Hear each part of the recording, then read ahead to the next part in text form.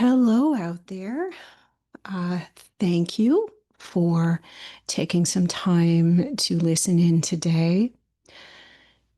My name is Stacey Sanderson, and one of the things that I endeavor to do is to share content about personality, psychology, relationships, particularly narcissism, that is helpful, enlightening, and may inspire you to think a little bit differently or to make some changes in your life. And I'm dovetailing, talking about narcissism in particular today, with also speaking about aspects of character in general. And a while back, I'd been in a group situation where I was witnessing and a bit of experiencing someone's way of doing things and way of being with people that I found confusing, off-putting, and annoying. Now, this person seemed nice enough, but there was an inconsistency in the way that they were present, in a way that they seemed to be listening and caring. And it reminded me a bit of when, you're watching a newscaster or a celebrity, and when they don't realize that the camera is still rolling, you hear them say something that is, shockingly rude or distasteful or perhaps mean. So it kind of felt like that a little bit, right?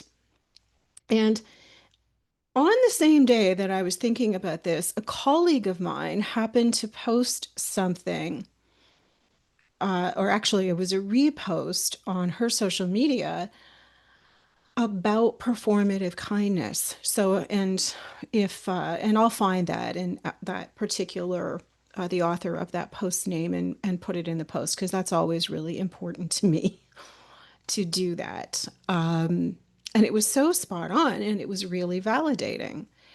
And if we think of kindness as being an important part of character, which I certainly do, the question is,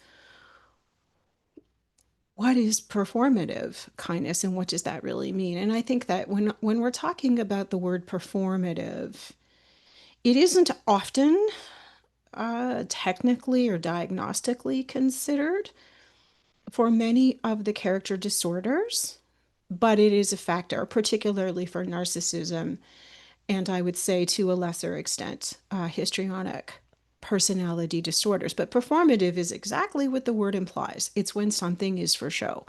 It's when something is for the benefit of an audience versus for the benefit of the recipient, right?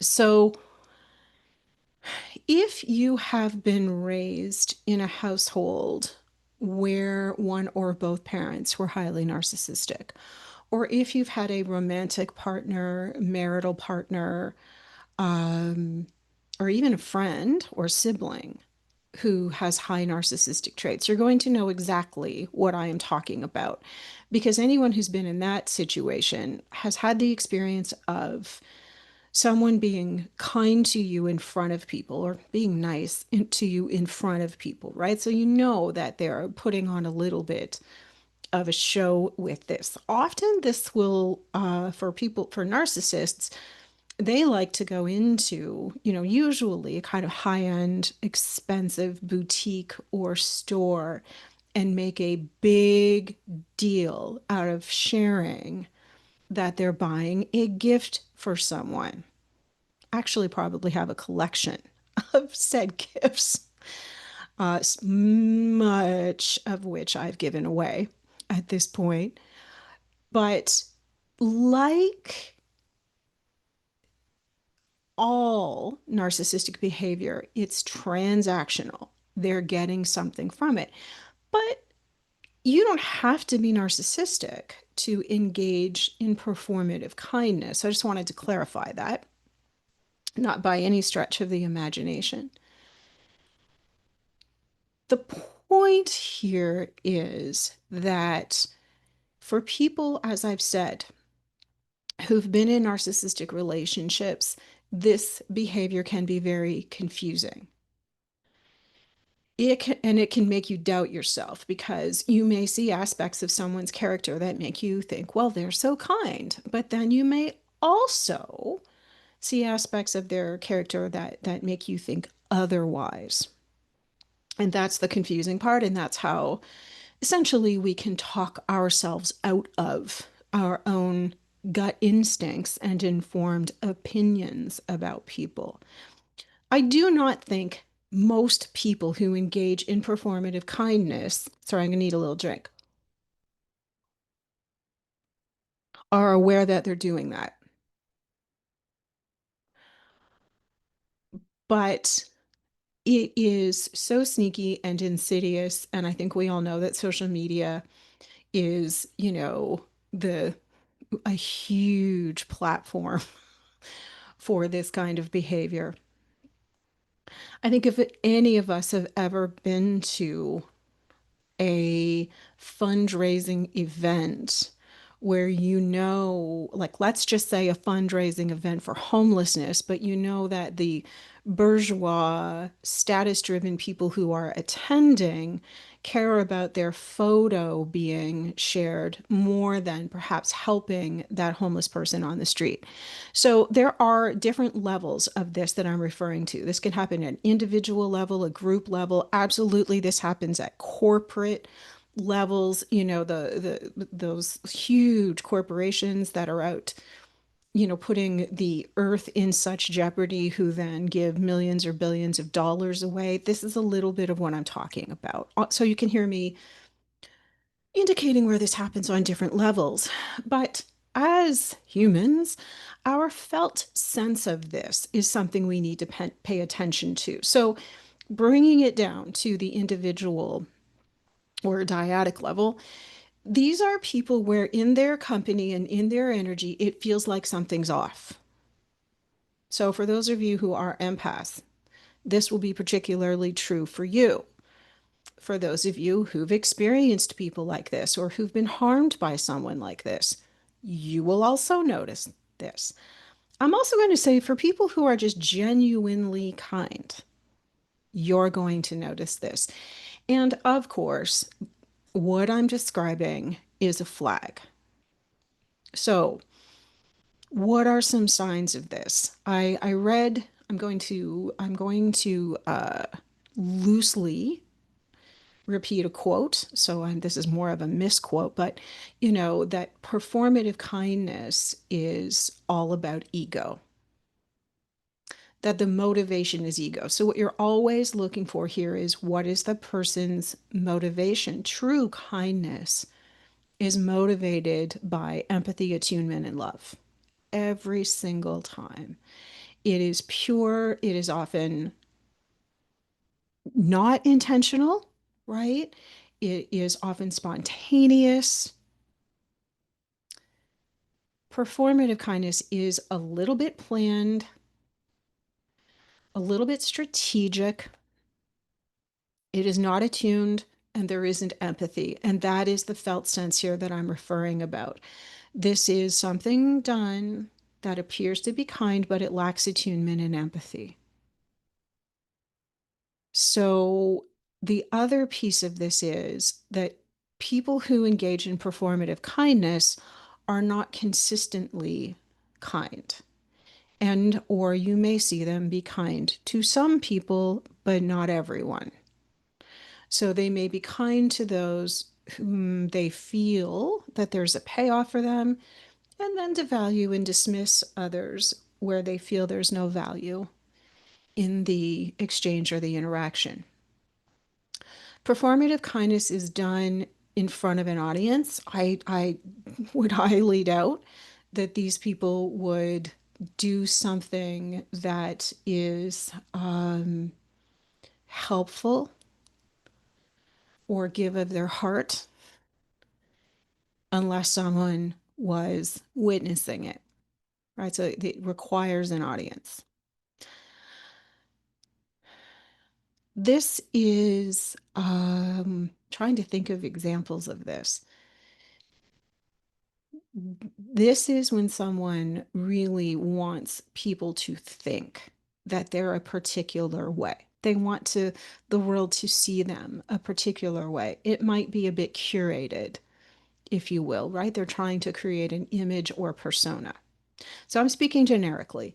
For people who are high in narcissistic traits, diagnostically, this would fall into perhaps grandiosity and perhaps also being interpersonally exploited and transactional in relationships.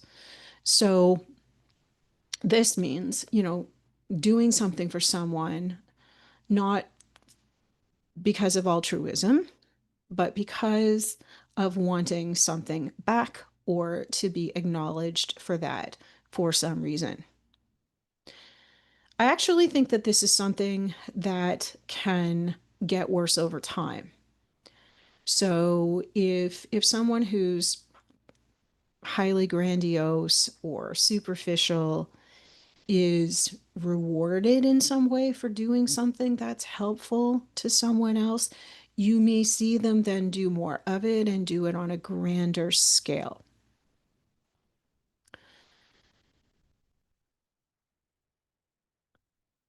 We need so much more kindness in this world. So that's part of why I'm talking about this. And you will sense when someone isn't genuinely being kind because it will lack an authenticity and you will sense the superficiality of it. So you're going to trust that, right? So often this is observed in someone's facial expression, body language, tone of voice. You may see them looking around to see if anyone is noticing what they're doing or saying. These are people looking for applause, is the word that immediately comes to mind. But these are people looking to be validated for what they've done. And in my life experience, the kindest acts that I've received have been from the least likely people, have been from people who don't give a rat's ass if anyone else saw it or acknowledged it.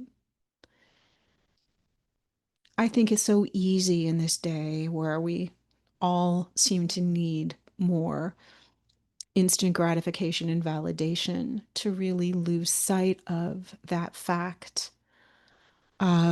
But one more thing before I sign off on this is performative kindness can also be part of the early stages of relationship with someone who's highly narcissistic.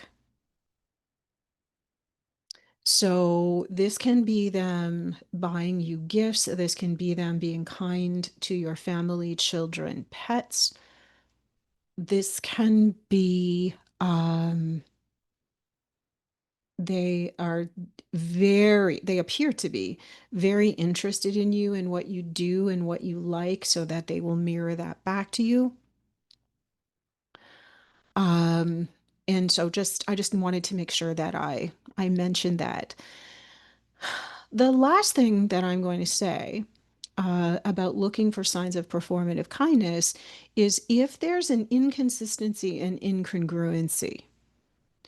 So, for example, if someone posts regularly on social media about supporting local SPCA, like supporting local animal rescue and support organizations, choosing pets that are shelter animals, but yet they have a $5,000 dog themselves, that's a form of performative kindness, right? I need to say that more specifically. A fancy $5,000 purebred breeder purchased dog. I have to throw that in there because that's a cause very dear to my heart. If I could have all of the shelter animals living with me somewhere on a 100-acre island, I would do that. Um, True kindness is the word that just popped in my head is miracle, right? In A Course in Miracles, we learn that miracles happen when those who temporarily have more give to those who temporarily have less. And this is such a beautiful way of understanding how ego need not get in the way of anyone being kind. So I do hope this is helpful. And if you like, please join in the conversation. Tell me about the experiences you've had. Hopefully, you feel okay to share that. Share this share this talk if it resonates. Like and subscribe. I don't know. I'm not good at this. I'm always awkward when I talk about this at the end of the video. But thank you again for tuning in, and I wish you a very good day or evening.